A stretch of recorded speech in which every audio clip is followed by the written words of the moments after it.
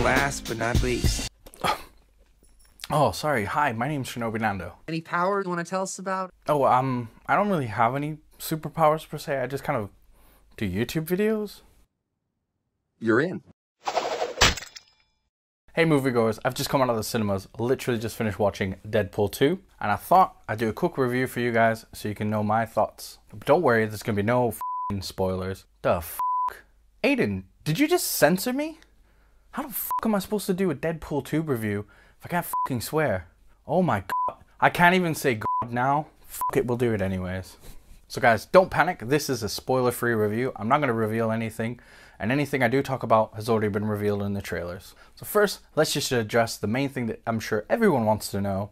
Is this film as good as Deadpool 1? The answer straight away is yes. In fact, a lot of the people I went with said this was even better than the first one, and I'm personally inclined to agree. The first thing you notice is that the production value for this film was a lot higher. It's clear after the success of Deadpool 1 that Fox pretty much threw money at Ryan Reynolds and the production team. Everything is ramped up to 11, everything is over the top, and some of the jokes addressed in Deadpool 1, without giving too much away, are kind of addressed in this. You'll get what I mean when you see the film. This film is absolutely fantastic. While a little bit slow to start with, once it gets going, it is amazing. The story is really good. It has some twists and turns that you honestly you won't be expecting. And I can't say anything more than that because anything else, like I said, would be a spoiler. It's really kind of like Infinity War in that sense. There's not too much you can talk about without giving something away. Once you've seen it, you've seen it. I can't even mention some of the characters that crop up in this film because that would be saying too much. Speaking of some of the new characters, Domino and Cable are absolutely fantastic additions to this film. Josh Brolin does a great job playing Thanos. I'm sorry, Cable. It's Thanos. You honestly can't hear his voice not without hearing Thanos. And while I don't remember the name of the actress, I really like Domino in this film. I'm going to quickly address something that I don't feel like I really should, but just because I know there's a lot of idiots on the internet these days, I'm just going to say this once and very briefly.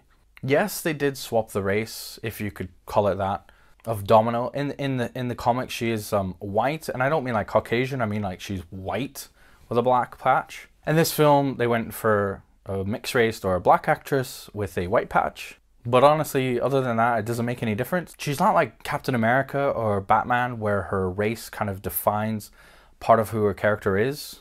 At least from what I remember in the comics anyways. She's a mutant, her ability is to alter probability or luck, and she kicks a lot of ass. Really, Aiden? I can't even... whatever. In fact, her power, luck, or what it really is warping probability into her favor. I suppose you could call her luck, or as she says, she's lucky. It's actually really fantastically done in this film, guys. I've seen actual superpowers, if you will, that characters should have in other X-Men or Marvel films that weren't done as well as this one. In fact, I'm really surprised they pulled it off. Going back to Cable, the character was really well done. From what I know, again, from him in the comics, they really did work well playing Deadpool's kind of whimsical and fourth wall humor versus Cable's very serious tone or dry wit. It was an absolute pleasure to finally see these two characters on screen together. In fact, there's a lot of characters in this film I don't think that even Marvel would probably touch, let alone Fox. And it's great again to see Ryan Reynolds and everyone else who produced and made the film kind of really embrace the characters, even if they do make slight alterations to some of them to make them work. It doesn't feel as drastic as some of the other X-Men films, where sometimes their powers are completely changed or neutered just so, I don't know, they're in danger more or whatever. Speaking of humor, this film is so funny.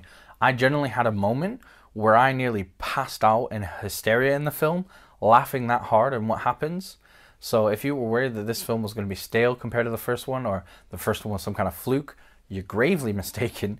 I really do think it's funnier than the first film. Once again, like I said, it feels like Fox just gave him free reign again to make another great R-rated film. And the writers really kind of poke fun at comic book heroes and comic book movies as a whole. I'm sure you've seen it in the trailer where he pokes fun at Josh Brolin being in both Marvel franchises, the Avengers and the X-Men now. Speaking of which, something that the Deadpool films that kind of separates them completely from the other ones, I feel, is they don't feel the need to kind of hold your hand with the origin story of any of their characters, really. They're just kind of, other than way they're there, they give you enough so you know why they're doing what they're doing, what they can do, and why they're doing it. And that's about it. That's all you need to know.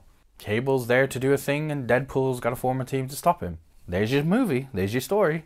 Of course, it is a bit deeper than that, but again, I can't say anything. We'll leave that all for a spoil-filled review. It's really nice how I think Deadpool's very good in comparison to like the Fox or even the Marvel films, where he can flesh out the X-Men universe without beating you over the head or holding your hand. Things are subtly fleshed out, and there's a lot of lovely Easter eggs and gems for comic book fans. I'm sure you'll notice a few. If you're a fan of the Merc with the Mouth and Canadian superheroes, please look out for a particular Easter egg. It's absolutely fantastic. Again, comic book geeks, you'll know exactly what I mean. Now let's go over some nitpicks. Now, as I said, the first act is kind of slow. There's some plot holes that appear in the film. Now, they try to play them off as jokes or something that Deadpool does address or will address.